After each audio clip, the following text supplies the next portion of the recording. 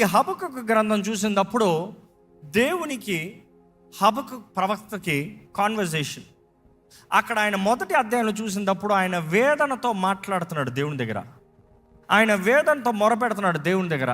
రెండో అధ్యాయంలో దేవుని స్టేట్మెంట్ చాలా బాగుంటుంది. 20వ వచనం చదివితే, రెండో అధ్యాయం హబక్కూకు. అయితే యెహోవా తన పరిశుద్ధాలయంలో ఉన్నాడు. అయితే ఆయన చెప్పేదంతా చెప్తున్నాడు, అంతవరకు శిక్ష చెప్తున్నాడు. ఈ శిక్ష, ఈ శిక్ష, ఈ నాశనం, వీళ్ళకి నాశనం, వీళ్ళకి నాశనం అంతా చెప్పుకుని వచ్చి దేవుడు అంటున్నాడు, ఇదిగో అయితే ఆయన సన్నిధిని లోకమంతయు మౌనముగా నుండునుగాక. అంటే గౌరవంతో ఉండు.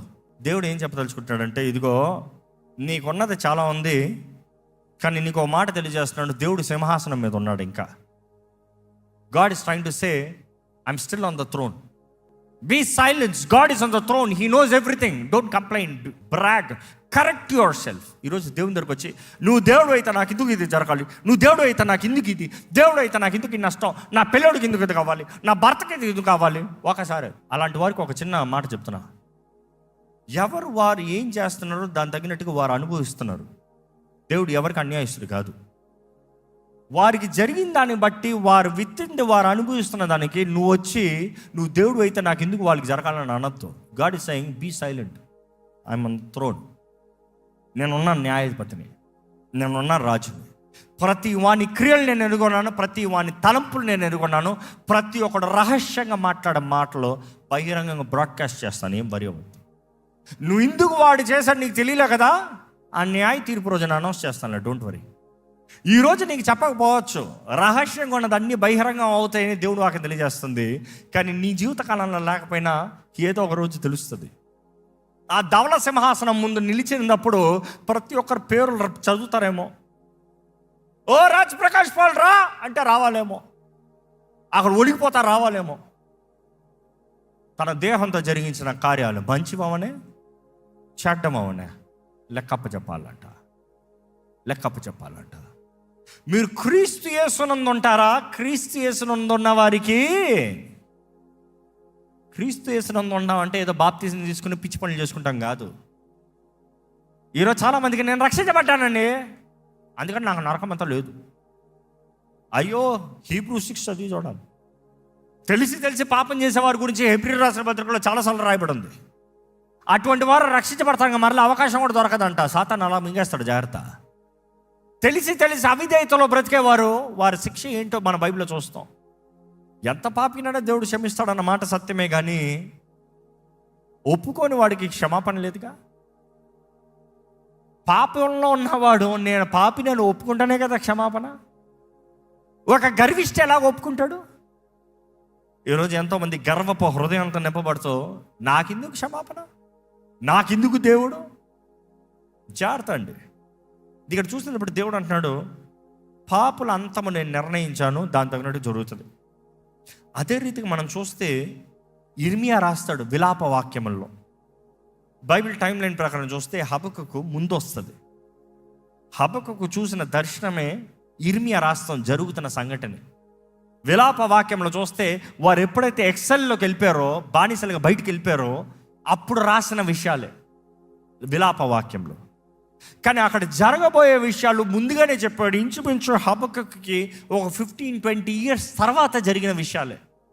కొంత చరిత్రకారులు అంటారు ప్రాబబ్లీ ఆయన బ్రతికి చూశాడేమో ఆ జరిగిన సంఘటనలలో, లేకపోతే ఆయన ఆ విషయంలోనే, ఆ పోరాటంలోనే, ఆ యుద్ధంలోనే మరణించాడేమో, ఏమో వీ డోంట్ నో.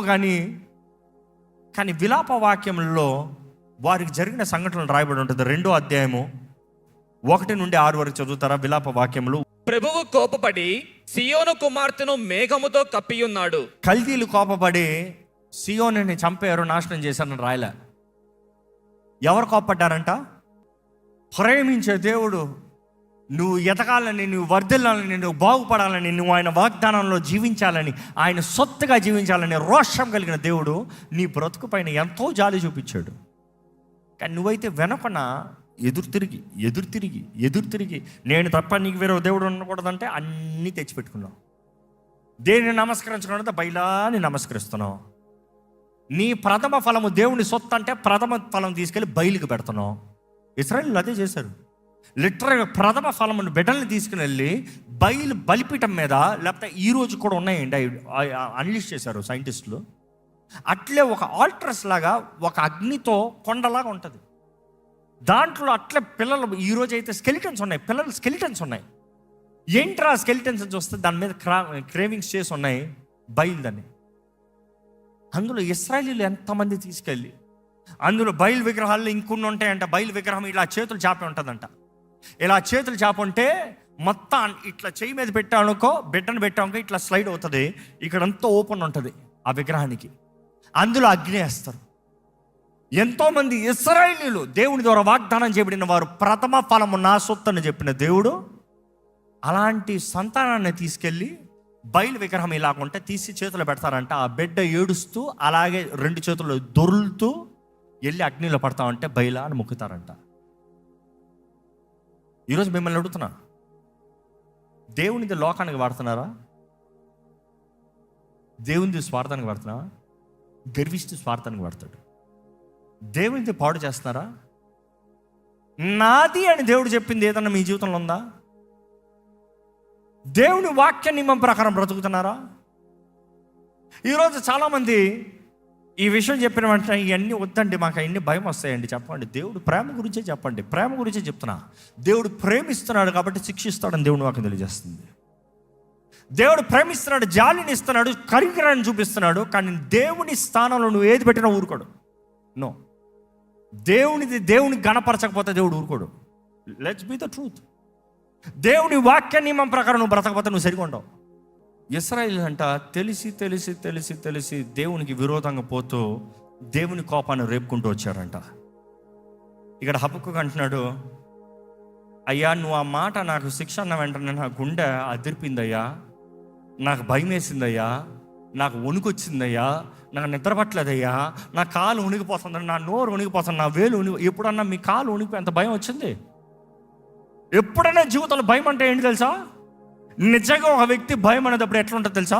నోరు వణికిపోతాం, కాలు గరగర కొట్టుకుంటాం, చేతులు గుడుగుడు కొట్టుకుంటాం, మనిషి దేహం అద్దిరిపోతాం, హృదయం హృదయం ఎలా అయిపోతుంది? నీళ్ళలాగా అయిపోతుంది. నా పని అయిపోయింది. అది అసలు భయం అంటే. ఆ భయము దేవుడు వీరికి కలిగించాడు. ఎవరిని చూసి ఎవరి గురించి వీరికి భయం వచ్చిందో వారికి కూడా కలిగించాడు తెలుసా? ఒకసారి వీరికి కలిగించింది చూడాలంటే 3:16 చదివినప్పుడు ఆయనకు ఆ వార్త వచ్చినప్పుడు ఆయన భయపడ్డారని పాటలు రాస్తున్నాడు. చదవండి ఆ మాట. నేను వినగా జనుల మీదకి వచ్చువారు సమీపించు వరకు నేను ఊరకొని శ్రమ దినము కొరకు కనిపెట్టవలసి ఉన్నది. నా అంతరంగము కలవరపడుచున్నది, నా అంతరంగము కలవరపడుచున్నది. ఆ శబ్దమునకు నా పెదవులు కదులుచున్నవి. ఏంటంట? షివరింగ్, క్వవర్డ్ అంటే వణికిపోతాం అంట. ఆహాహా, ఇప్పుడు మామూలుగా రమ్మంట రాదు, భయంలోనే వస్తుంది అది. నెక్స్ట్ ఏమంటాడు చూడండి, నా ఎముకలు కుళ్ళిపోవచ్చున్నవి, నా ఎముకలు కుళ్ళిపోతున్నాయి అంట. నెక్స్ట్ ఏమంటున్నాడు చూడండి, నా కాళ్ళు వణుకుచున్నవి, నా కాళ్ళు వణికిపోతున్నాయి. ఎవరి గురించి విన్న వెంటనే లేపుతున్నాను నేను, వస్తున్నాడు వాడు నాశనం చేస్తానికి. కానీ దేవుడు వాడి మాత్రం వదిలేడా ఏంటి? మెనే టేకెలో ఫారసీన్ అని రాసింది ఎవరికి? ఆయనకే కదా. ఆ నెబుకద్నెజర్ గర్వంతో లేసింది ఆవిడ పశువులాగా చేయలేదా? దాని తర్వాత వచ్చిన వారు ఇష్టపచ్చలాగా ఆలయపు ఉపకరణాలు తీసుకుని స్వార్థానికి వాడుకుంటే దేవుడు మెనే టేకెల్ బెల్తెషాజర్కి రాయలేదా? అక్కడ రాసిన మాట చూసిన వెంటనే ఆయనకి ఏమైంది తెలుసా? ఆయన ఒళ్ళు కూడా ఉనికిపోయిందంట, ఆయన కాళ్ళు కూడా గుడు కొట్టుకుంటాయంట. దేవుడు ఎవరో నిరూపిస్తానికి దేవుడు చేసే కార్యాలు వేరండి. నువ్వు మామూలుగా వినకపోతే ఇటు ఒక ముట్టుకాయ వేస్తాడు, అటు ఒక ముట్టుకాయ వేస్తాడు, ఇద్దరికి ముట్టుకాయలు చాలు. ఇన్ఫాక్ట్ ముట్టుకాయ కూడా అక్కర్లేదు. అక్కడ మాట ఈయనకి చెప్పాడంట, ఈయనకి భయం వేసిందంట. అక్కడ మెనే టెక్కలం ఫారసీ కూడా ఆయన రాశాడంట, ఆయనకు భయం వేసిందంట. ఈరోజు దేవుడు అంటే భయం ఉందా? మనుషుడు పాపం చేస్తానికి నెంబర్ 1 కారణం దేవుని భయం లేకుండా. దేవుని వాక్యంని ఎరగక, దేవుని భయం లేక, దేవుడు ఎలాంటి వాడు తెలియదు. కాబట్టే దేవుడు ఏంటి నీకు తెలిసినంత వరకు ప్రేమించే దేవుడు. అవునవును, దేవుడు మొత్తానికి నాశనం చేసే దేవుడు కూడా జ్ఞాపకం చేసుకో. ఇశ్రాయేలు గురించి చూసినప్పుడు అన్ని అద్భుతాలు, అవును మా అన్నాను కురిపించాడు, ఓ గొప్ప కార్యాలు చేశాడు, ఎర్ర సముద్రాన్ని 2 పాయలు చేశాడు. వెయిట్ అదే దేవుడు ఆ వంశం అంతయో ఎడారిలో నాశనం చేశాడు తెలుసా. ఐగుప్తులో నుండి బయటకు వచ్చిన వారు 2 మాత్రమే వాగ్దాన భూమిలోకి చేరారంట, మిగిలిన వాళ్ళందరూ అవుట్. మోషేతో పాటు. మోషేని రాతితో బండతో మాట్లాడమంటే కొట్టాడు, వికెట్ అవుట్. మిగతా వారు ఎడారిలోనే సనిగారంట దేవుని మీద. ఏంటి కారణం ఏంటి? మీరు చెప్పండి, కారణం ఏంటి? ఇక్కడ ఎవరైనా దేవుని మీద సనుగుతున్నారా? దేవుని మీద సనుగుతూ వచ్చారంట. దేవుడు వారి సనుగుని చూసి వారిని ఎడారిలోనే నాశనం చేస్తాడంట. వచ్చిందంతా కొత్త బ్యాచ్ బయటికి. ఈరోజు మిమ్మల్ని అడుగుతున్నా, మీ జీవితంలో దేవుని వాక్యంని ఎరిగొన్నారా? దేవుని వాక్యం నియమాలని ఎరిగొన్నారా? దేవుని కట్టడలను గైకుంటున్నారా? దేవుని హృదయానుసారంగా జీవిస్తున్నారా? భయభక్తులతో జీవిస్తున్నారా? పరిశుద్ధమైన జీవితం కలిగి ఉన్నారా? దేవునికి విరోధంగా తిరుగుతున్నారా? రక్షించబడ్డారా? జీవగ్రంథంలో పేరు రాయబడి ఉందా? రక్షించబడిన మీరు, దేవునితో నిబంధన చేయబడిన మీరు దేవునికి అంగీకారంగా బ్రతుకుతున్నారా? కొన్నిసార్లు దేవుడు మనల్ని శిక్షిస్తానికి కారణాలు ఏంటనేటప్పుడు మన పితరుల దోషంలో అయ్యి ఉండొచ్చు. పితరుల దోషంలు అంటే యేసు రక్తంలో కొట్టేయచ్చు కదా. ఏసై నీ రక్తంతో కొట్టే అంటే అయిపోతుందా? లెట్స్ బీ వెరీ క్లియర్, అయిపోతుందా? చూసి దేవుడు అక్కడ నియమం ఇచ్చాడు. ఇదిగో ఈ తండ్రి దోషం ఈయన మీదకి రాకూడదంటే ఆయన నోటితో ఒప్పుకోవాలి. నోటితో ఒప్పుతాం మాత్రం కాదు, క్రియల్లో జీవించాలంట. క్రియల్లో జీవించాలంట. You do half, you don't do the half. ఏమో అదేంటో చెప్పండి, నాకు తెలియదు, వెళ్ళి చదువు, వాక్యం చదువు, నేను చెప్పను. ఎందుకంటే ఈరోజు ఎన్ని ఇచ్చినా కూడా బుర్రకెక్కదు, చదివితే ఎక్కుతుంది. కానీ కొంతమంది ఏమి తప్పు చేయని వాళ్ళు కూడా ఆ శిక్షలో పాల్గొని పొందుతారు. ఉదాహరణ చెప్పాలంటే ఆకాను పాపం చేశాడు. దేవుడు అన్నాడు, మీరు వెళ్ళిన ఎరుకోలో ఏది తీసుకురాకండ్రా బాబు, అది ఎంత నాయే అన్నాడు. అదంతా నాదే అన్నదప్పుడు ఆకాను ఏం చేశాడు తెలుసా? చక్కగా వస్త్రం బాగుందంట తీసుకున్నాడంట, బంగారం బాగుందంట తీసుకున్నాడంట, తెచ్చుకుని ఆయన టెంట్లో గొయ్యితో పాత పెట్టుకున్నాడంట. ఎవ్వడికి తెలియదంట. పట్టబడినప్పుడు ఏమైంది తెలుసా? తనతో పాటు తన పిల్లలు, తన వంశాన్ని అంతా రాళ్ళతో కొట్టి చంపేశారు. వాళ్ళు ఏం చేశారు? ఆ వంశంలో ఏం చేశారు? వాళ్ళందరూ ఎందుకు చంపాలి? So dear fathers, dear mothers, dear youngsters, be careful. నీ కాన్సిక్వెన్సెస్ నీతో పాటు అవ్వట్లే. నిన్ను బట్టి నీ కుటుంబం నాశనం అవుతుంది, నిన్ను బట్టి నీ తరము నాశనం అవుతుంది. నీతిమంతుడికి 1000 తరాలు దీవెనంట. కానీ ఒక దోషి పాపం చేసిన వాడికి, ఒక దోషం చేసిన వాడికి ఏంటంట? 3-4 తరాలు. పితరుల దోషంలో 3-4 తరాల మీదకి తీసుకొస్తాడంట దేవుడు. దేవుడు ముందే చెప్పాడుగా, జాగ్రత్తగా బ్రతకచ్చుగా. కానీ ఇక్కడ చూసినప్పుడు ఇదే హబక్కుకు అంటున్నాడు, దేవా నిన్ను అన్యాయం తీర్పొమ్మని చెప్పట్లే, మేము చేసింది చేయనట్టుగా నిన్ను లెక్క తీయమని చెప్పట్లే. నువ్వు మమ్మల్ని సరిదిద్దుతావు, మమ్మల్ని శిక్షిస్తావు, మమ్మల్ని అప్పచెప్తావు, సరే. కానీ వాడి సంగతి ఏంటో చెప్పు. సరే, వాడి సంగతి కూడా దేవుడు చెప్పిన తర్వాత నెక్స్ట్ ఈయన పాట పాడుతున్నాడు. 3వ అధ్యాయం చూసినప్పుడు ఆయన పాట రాస్తున్నాడు. ఎందుకంటే అక్కడ చూసినప్పుడు 3వ వచనానికి ఒక శేల అని ఒక మాట ఉంటుంది, అంటే ఒక బీజం, కామ్నెస్, ఒక బీజం రావాలి అక్కడ. నెక్స్ట్ చూసినప్పుడు 4వ వచనం నుండి మరలా ఎక్కడ 9వ వచనం వరకు ఒక చరణము, శేల, మధ్యలో ఒక బీజము. నెక్స్ట్ చూస్తే 10వ అధ్యాయం నుండి 13వ వచనం వరకు అక్కడ ఒక బిట్టు, శేల, మళ్ళీ అక్కడ ఒక బీజము. అక్కడ నుండి 14వ వచనం నుండి మనం చూస్తే చివరి వరకు ఒక అధ్యాయం, ఒక చరణం. పాటలో ఫినిషింగ్ మాత్రం హైలైట్. ఎందుకంటే 3వ అధ్యాయం పాట ఆయన రాస్తూ ఆ అధ్యాయంలో ఎలా హైలైట్ తీసుకొస్తున్నాడో, ఏది ఏమవనే ఎట్లా తీసుకొస్తున్నాడు అక్కడ? అంజూరపు చెట్లు పోయకొనినను, ద్రాక్ష చెట్లు ఫలింపకపోయినను, ఒలీవ చెట్లు కాపు లేకయుండినను, చేనిలోని పైరు పంటకు రాకపోయినను, గొర్రెలు దొడ్డిలో లేకపోయినను, సాలలో పశువులు లేకపోయినను, నేను యెహోవా యందు ఆనందించెదను. నేను మాత్రం యెహోవా యందు ఆనందించెదను. నెక్స్ట్, నా రక్షణకర్త అయిన నా దేవుని యందు నేను సంతోషించెదను. I will rejoice and I will joy. How is this possible? ఈరోజు అడిగేవాడు అదే. ఈరోజు ఒక అవిశ్వాస అడిగేది, హౌ ఇస్ దిస్ పాసిబుల్? నువ్వు పిచ్చోడా, సైకోవా? నీ చుట్టూ నష్టం కష్టం కనబడుతుంది, నువ్వు అంటున్నావు నేను నవ్వుకుంటాను, నేను ఆనందిస్తాను, నేను గంతులేస్తాను, పిచ్చోడ్లా కనబడుతున్నావా? Faith, faith. దేవుడు ఎవరు ఎరిగి ఉండాలి, దేవుడు చేయబోయే కార్యాలు ఎరిగి ఉండాలి.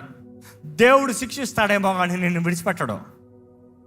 దేవుడు శిక్షిస్తాడేమో కానీ నిన్ను విడిచిపెట్టడు. దేవుడు ఆయన వాగ్దానం చేసిందంతా నీ జీవితంలో నెరవేర్చాలని ఆశపడుతున్నాడు. ఇక్కడ చూసినప్పుడు వాక్యంలో చూస్తున్నాము, ఏది జరిగినను yet I will rejoice in the Lord, not in the world, not in the job, not in finances, not in this, not in that. అన్నీ పోయినా కూడా నేను దేవుని యందు ఆనందిస్తాను. I will joy in God of my salvation. What a statement is that? నా రక్షణకర్త అయిన దేవుని యందు నేను ఆనందిస్తా. ఏం చెప్తున్నాడు ఆయన? ఈజ్ ప్రొఫెసైయింగ్. ఏం చెప్తున్నాడు తెలుసా? యేసయ్య యందు నేను ఆనందిస్తా. యేసయ్య అన్న మాట అక్కడెక్కడ ఉందండి? యేసు అన్న మాటకు అర్థం ఏంటి? హీబ్రూలో చూసినప్పుడు, గ్రీక్లోంచి చూస్తే సేవియర్ అని వస్తుంది. హీబ్రూలో చూసినప్పుడు గాడ్ ఇస్ సాల్వేషన్ అని వస్తుంది. అర్థమవుతుందా? హీబ్రూ నుండి చూసినప్పుడు గాడ్ ఇస్ సాల్వేషన్. పాత నిబంధనలో అనేక సార్లు దేవుడు చెప్పాడు రక్షకుడు వస్తాడని. ప్రతిసారి గాడ్ ఇస్ సాల్వేషన్ మెస్సయ్యకి. గ్రీక్లో చూసినప్పుడు సేవియర్ అని వస్తుంది, రక్షకుడు. అది మీరు తెలుగులో చెప్పింది. కానీ దేవుడు రక్షణ అయి ఉన్నాడు అన్న మాట అర్థం వస్తుంది జీసస్ అన్న మాటకి. సో ఇప్పుడు ఇక్కడ ఏం రాయబడింది? నేను ఎవరినందు ఆనందిస్తాను? నా రక్షకుడైన దేవుని యందు ఆనందిస్తాను. దేవుడు రక్షణ అయి ఉన్నాడు. ఎవరది? యేసునందు. I will yet rejoice in the Lord. ఎలాంటి పరిస్థితి అయినా కూడా, ఎలాంటిది ఏది జరిగినా కూడా, ఏది కీడు వచ్చినా కూడా, ఏది నష్టం జరిగినా కూడా, ఏది అనుకుంది జరగకపోయినా కూడా, ఎంత ప్రయాసపడి మేలు జరగకపోయినా yet I will rejoice. See, that is maturity, that is faith. ఈరోజు మిమ్మల్ని అడుగుతున్నాడండి దేవుడు, ఏదేమైనా నా యందు ఆనందించగలుగుతావా? What is your answer? 3 ఉంటే ప్రార్థన చేస్తా, 3 ఉంటే ఆరాధిస్తా, 3 ఉంటే ఆలయానికి వస్తాం. కాదు కాదు కాదు కాదు. ఎలాంటి వర్స్ట్ సిచ్యువేషన్ ఉన్నా yet I will rejoice. నా రక్షకుడైన యేసుని బట్టి ఆయన యందు నేను ఆనందిస్తా, నేను సంతోషం కలిగి ఉంటా. ఈరోజు నీ జీవితంలో ఏది లేకపోయినా యేసుని కలిగి ఉన్నావా? సంతోషం కలిగి ఉంటూ. ఎంతమంది చెప్తారు నేను యేసుని కలిగి ఉన్నాను? చేతులు అయితే అల్లెలు చెప్తారా? అంటే ఐఎమ్ అస్యూమింగ్ చెప్పిన వాళ్ళందరూ నమ్మి బాప్తిసం పొంది రక్షణ పొంది క్రీస్తు నిబంధనలు ఉన్నవారు అని అర్థం. అవునా లేదా? ఎక్కడ అడుగుతాను ఒకసారి, రక్షించబడి బాప్తిసం తీసుకున్న వారు మాత్రం చేతులు ఎత్తండి. మరి మిగతా వాళ్ళు ఎందుకు చేతులు ఎత్తారు ఇందాక? I'm trying to set this right, ఈ మైండ్ సెట్ రైట్. ఇది కూడా చాలామంది క్రీస్తు నిబంధనలోకి రాకుండా నేను దేవుని సొత్తుని అంటున్నావు. రక్షించబడటంలోనే నువ్వు ఆయన సొత్తువి, లేకపోతే ఆయన సొత్తువు కాదు. క్రైస్తవ కుటుంబంలో పుట్టినంత మాత్రాన సొత్తువు కాదు. క్రైస్తవ కుటుంబంలో పుట్టినంత మాత్రాన యూ డు నాట్ బికమ్, మన ఊర్లో మన దేశంలో రిలీజియన్ అంటాం. పరలోక రాజ్యంలో రిలీజియన్ లేదు. బ్లడ్ వాష్డ్ క్రిస్టియన్స్ అంతే. బ్లడ్ వాష్డ్ క్రిస్టియన్స్, జీవ గ్రంథంలో పేరు రాయబడిన వారు మాత్రమే, అంతే. ఈరోజు మిమ్మల్ని అడుగుతున్నాను, are you blood washed? Are you in the covenant of Jesus Christ? వారికి మాత్రమే ఆనందం ఉండటానికి కాన్ఫిడెన్స్ ఉంది. లేకపోతే ఎవరు పడితే వారు నేను దేవునందు ఆనందిస్తున్నానని చెప్తాను అర్థం లేదు. That is where we see no power, strength లేదు. ఈరోజు ఆయన వాక్య నియమంని గ్రహిస్తే ఇట్స్ నెంబర్ 1 ఆయన దగ్గర రావాలి, నిబంధన చేయబడాలి. ఇశ్రాయేలీయులు నిబంధన చేయబడ్డారు కాబట్టే వారు ఆ వాగ్దానంలో బ్రతికారు. నువ్వు యేసు ద్వారా నిబంధన చేయబడితే మాత్రమే యేసు అనుగ్రహించిన వాగ్దానంలో బ్రతకగలుగుతాం. Have that faith. ఇశ్రాయేలీయులకి చూసినప్పుడు, యూదులకు చూసినప్పుడు, అబ్రహాము నిబంధన అనేటప్పుడు సర్కంసిషన్, అదే గత కొన్ని వారాలకు చూసాం. యేసు ద్వారా నిబంధన చేశామనేటప్పుడు బాప్టిజం ఇస్ ద సర్కంసిషన్ అని చూపిస్తున్నారు బైబిల్లో. We read that verse. So if you are in Christ, if you have a mark, that is your baptism. ఇంకా రక్షించబడిన వ్యక్తివి నువ్వు ఆలస్యం చేసుకుంటే నీ మార్గంలోకి వెళ్తా అంటే you will only be an enemy of Christ.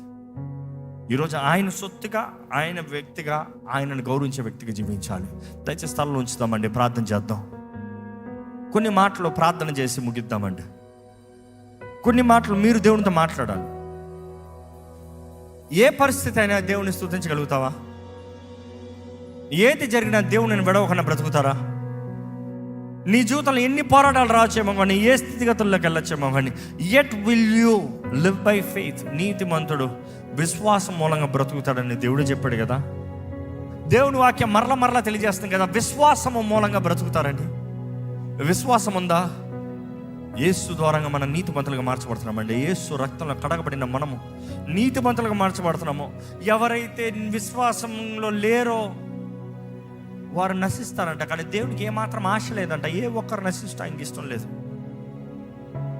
మనం క్రియల ద్వారంగా నీతిమంతులుగా మార్చబడలేదు, క్రీస్తు యేసు రక్తము ద్వారంగా. కానీ నువ్వు ఎలా పడతావు అలా బ్రతుకుతాం కాదు. ఆయన రక్తంలో కడగబడిన వ్యక్తి నువ్వు ఆయన మార్గంలోకి రావాలి.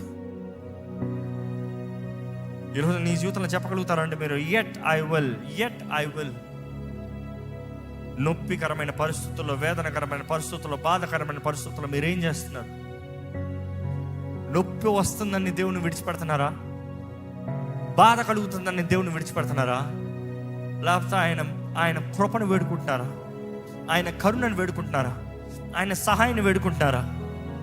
ఎవరు నమ్ముతున్నామండి? దేవున్నా, లోకన్నా? దేవున్నా, డబ్బునా? దేవున్నా, ఉద్యోగాన్నా? Can God bless you or can your job bless you? Can God bless you or people bless you? దేవుడి ద్వారంగా దీవించబడిన వ్యక్తి ఎన్ని రీతిలుగా దీవించబడ్డానన్న కూడా వ్యర్థమే. అన్నీ పోతాయి. గడ్డిలాగా మొలిసి పచ్చగా కనపడచ్చేమో కానీ అంతా పోతుంది, ఎండిపోతుంది. తరాలకి ఆశీర్వాదకరంగా చేసే దేవుడు, తరాలకి దీవుడికరంగా మార్చే దేవుడు. నీ జీవితంలో మంచి చేయాలని దేవుడు ఆశపడుతున్నాడు, మేలు జరిగించాలని ఆశపడుతున్నాడు. Every good and perfect gift cometh from above. జ్యోతిర్మయుడు తండ్రి నుండి వస్తుందంట. ఆయనలో no variations, no shadows, no variation, no shadows. He is the same yesterday, today and forever. He is the same. ఈరోజు నీ జీవితంలో ఏకరీతిగా ఉన్న దేవుడు ఉన్నాడు. మారని దేవుడు. స్థితిగతులు మారచ్చు, పరిస్థితులు మారచ్చు. నీ జీవితంలో ఏకరీతిగా ఉన్న దేవుడు ఉన్నాడు. మేలు జరిగిస్తూ, మంచి జరిగిస్తూ, నిన్ను సరిదిద్దుతూ, నిన్ను కడుతూ, నిన్ను నాడుతూ, నిన్ను ఫలింపజేసే దేవుడు. ఈరోజు దేవుని వాక్యం వింటూ గద్దించబడుతున్నారంటే దేవుని పాదాలు పట్టుకోండి, ఆయన క్షమాపణ వేడుకోండి. ఆదరించబడుతున్నారంటే చెప్పండి, ప్రభా నేను నిన్నే నమ్మున్నాను ప్రభా, నీ దగ్గర నుండి ఎక్కడికి పోలేనయ్యా, నీవే కార్యము జరిగించు ప్రభా. ఈరోజు చెప్పగలుగుతారా? హబక్కు చెప్పినట్టుగా చెప్పగలుగుతారా? ఆయన రాస్తూ అంటున్నాడు కదా, చివరి అధ్యాయం రాస్తూ, వచనం రాస్తూ ఆయన చివరి వచనాల్లో చెప్తున్నాడు, ఇట్ ఈస్ ఎ ట్రయంఫుల్ టోన్ అంట. జయకరమైన జయధ్వనితో చెప్తున్నాడంట. ఏది ఏమైనా కూడా నేను దేవుని స్తుతిస్తా, నేను దేవుని యందు ఆనందిస్తా. ఈ లోకాన్ని విడిస్తే క్రీస్తుతో ఉండాలనేది నిర్ణయించుకోండి. ఈ లోకంలో శ్రమలు రావచ్చు, నష్టములు రావచ్చు, మరణమే రావచ్చు. మరణంలో నువ్వు ఎలాగ వెళ్తున్నావు అనేది ముఖ్యము. ఓటమా, జయమా? క్రీస్తుతో సమాధానం కలిగి క్రీస్తుతో ఏకపరచబడిన వారికి జయమేనండి. దేవుని వాక్యం తెలియజేస్తుంది, ఈ లోకాన్ని విడిచిపెడతాం, యేసుతో ఉంటామంట. ఈ లోకాన్ని విడిచిపెడతాం, యేసుతో ఉంటాం. ఈ లోకాన్ని విడిచిపెడితే యేసుతో ఉంటావా? ఉందని నిశ్చయత ఉందా? ఈ లోకాన్ని విడిచిపెడతా నేను యేసుతో ఉంటాను అనే ధైర్యం చెప్పగలవా? ధైర్యంతో చెప్పగలుగుతారా? ఈరోజు పరీక్షించుకోండి. Who do you follow? మీరు ఎవరిని వెంబడిస్తున్నారు? ఎవరి కొరకు బ్రతుకుతున్నారు? చెప్పండి, ప్రభా నేను నమ్ముతున్నానయ్యా, నువ్వు నన్ను రక్షించగలిగిన దేవుడివి, నువ్వు సమర్థుడివయ్యా, నువ్వు మేలు చేసే దేవుడివయ్యా, నువ్వు బలపరిచే దేవుడివయ్యా. పరిశుద్ధ ప్రేమ తండ్రి, నీవే మా ఆధారము ప్రభా, మా రక్షక యేసయ్యా. మా ఆపత్కాల సమయంలో నీ వైపే మేము మొరపెడుతున్నామయ్యా. మమ్మల్ని ఆదుకునే దేవుడు, మమ్మల్ని రక్షించే దేవుడివి. దేవుడు రక్షణ ఉన్నాడంటే నీవేనయ్యా. మా రక్షకుడు నీవే యేసయ్యా. నరక మార్గములో, పాతాళ మార్గములో, శాపపు మార్గంలో ఉన్న మమ్మల్ని వెతికి రక్షిస్తానికి నువ్వు ఈ లోకంలోకి వచ్చావయ్యా.